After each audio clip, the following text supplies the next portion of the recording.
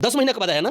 कितनी बार हमको RJD phone की, कितने लोग हमसे मिलने के लिए गए, कितने लोग हमारी बेटी के दूध का पैसा मिला है कि नहीं मिला है पूछने के लिए गए। आप लोग इस वीडियो में देखिए कि कैसे जो संतोष रेणु यादव हैं वो अपना बीता हुआ बात बता रहे हैं और काफी ज्यादा नाराज दिख रहे हैं संतोष रेणु यादव। कितनी बार हमको आरजेडी फोन की, कितने लोग हमसे मिलने के लिए गए, कितने लोग हमारी बेटी के दूध का पैसा मिला है कि नहीं मिला है पूछने के लिए गए। मैं पूछना चाहता हूं, लेकिन उसका मुझे कोई चिंता नहीं है, कोई चिंता नहीं है, मैं झेल लूंगा सब। संतोष रेणु यादव लालू प्रसाद यादव का ओरिजिनल भक्त है और रहेगा। दोस्तों आप इन्हें तो जानते ही होंगे, ये संतोष रेणु यादव हैं और मतलब बेचारे ये इतना आरजेडी के लिए, आरजेडी के इतना ज्यादा भक्त है और अब पता न क्या हो गया आरजेडी के नाम से कि मैं आप सभी को क्या ही बताऊं।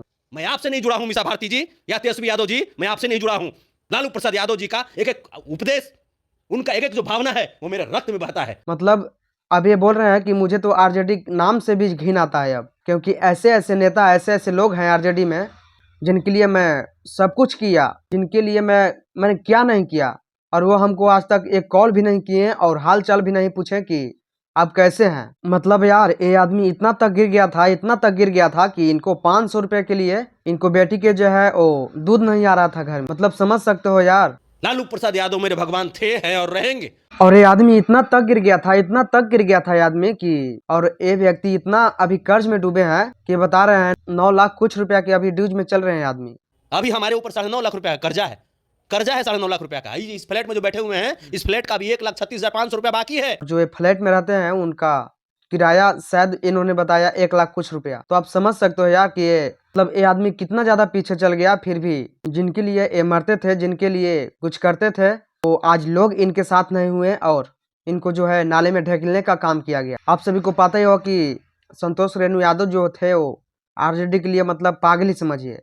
मतलब आरजेडी के लिए वो पागल व्यक्ति थे और कुछ भी होता था, कुछ भी होता था तो सबसे पहले आरजेडी का नाम लेके, झंडा लेके सबसे आगे पहुंचना इनका काम था। और आरजेडी के लिए मतलब ये एकदम पागल थे। तो ये झूठ मूठ का होता था कि आप तेजस्वी के करीबी, तेज प्रताप के करीबी आप मान रहे थे अपने। एक भी बार तेज प्रताप यादव जी पूछे क्या हमको? पूछे क्या? मतलब एक तरह से हम कह सकते हैं कि रो रहे हैं, बिलख रहे हैं सोशल मीडिया के माध्यम से कि इन्होंने जो है मेरे लिए कुछ नहीं किया, हालांकि मैं इनके लिए सब कुछ अपना कुर्बान कर दिया। थोड़ा सा तो दुख होता है यार, क्योंकि आप अगर किसी के लिए कुछ कर रहे हैं तो उनका भी फर्ज बनता है कि आपके लिए वो कुछ करे, क्योंकि आप अगर वो व्यक्ति ऐसा नहीं करता है तो अगला व्यक्ति का भी मनोबल टूट जाता है। और ऐसा ही काम हुआ कुछ संतोष रेणु यादव के ऊपर। इनका भी मनोबल मतलब एकदम तरीके से एकदम टूट के बिखर चुका है और सोशल मीडिया पे आके बेचारे सब लोगों को बता रहे हैं कि लोग कैसे हैं। तो आप सभी को संतोष रेणु यादव के बारे में क्या कहना है, इनके बारे में क्या कहना है और तेजस्वी यादव के बारे में क्या कहना है, अपनी राय को कमेंट बॉक्स में लिखिए, बताइए। और इस चैनल पर नया है तो चैनल को सब्सक्राइब कर लीजिए। धन्यवाद।